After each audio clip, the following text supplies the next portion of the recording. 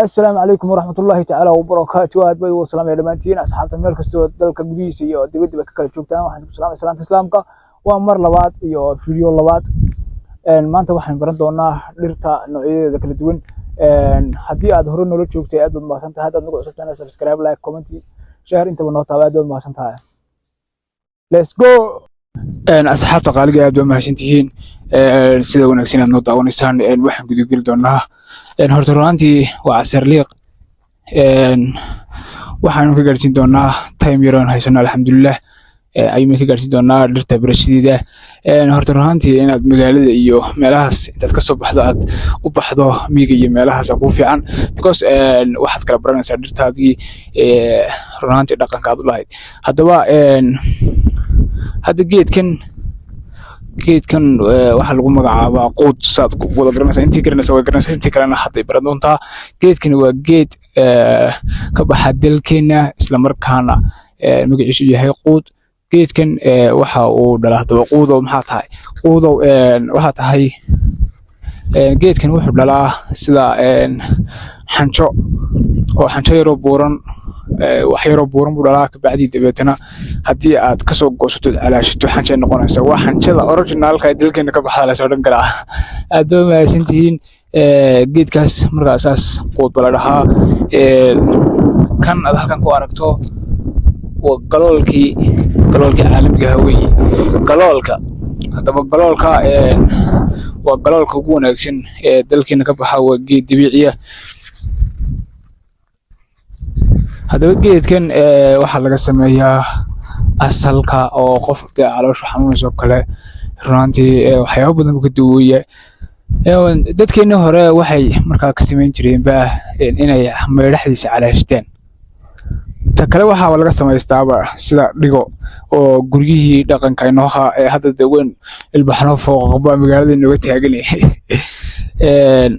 sidii dhaqankeena ahaa waxaa laga samaystaa dhigaha asalka waxa ka baxda cambuul sidaas oo kale cambuushaas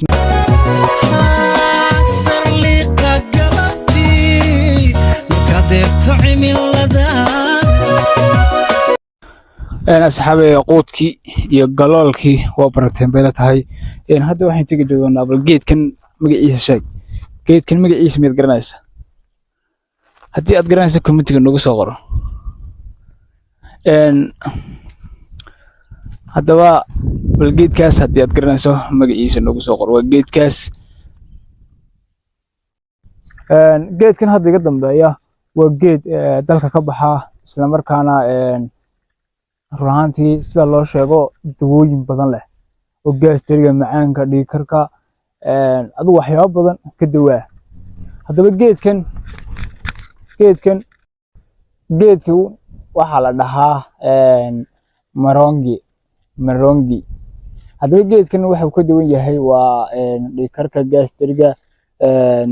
macaanka adigu xanuunada noocaas oo kale ka duwan yahay waa geed dalkeena ka baxa isla markaana loo dhoofiyo dalalka caalamka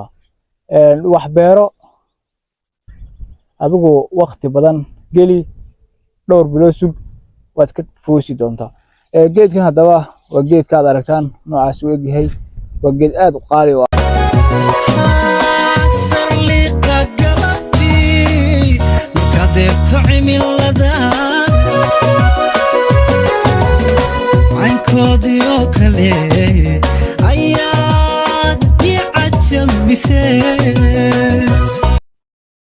geedkan ciddii garanaysaa waxaan malayna garanayso horta geedkan waa geed sunaa isla markaa wuxuu dhalaa midhahaas waa midhahaas u dhalaa midhahaas wuxuu sameeyaa midho yaroo burburan oo qodxan leh horta runtii geedkan anigu sidaan ka aaminsanahay waa geed sunaa qarmuun buu leeyahay hataa qarmuunkiisu waa sayd geedkani runtii waa geed dalkeena ka baxa inuu dawo yahay waana dadku qaar ii sheegan hataa marka anigu waxaan ka aaminsanaaba waa sun iyo dawo marka waa laga samayn karaa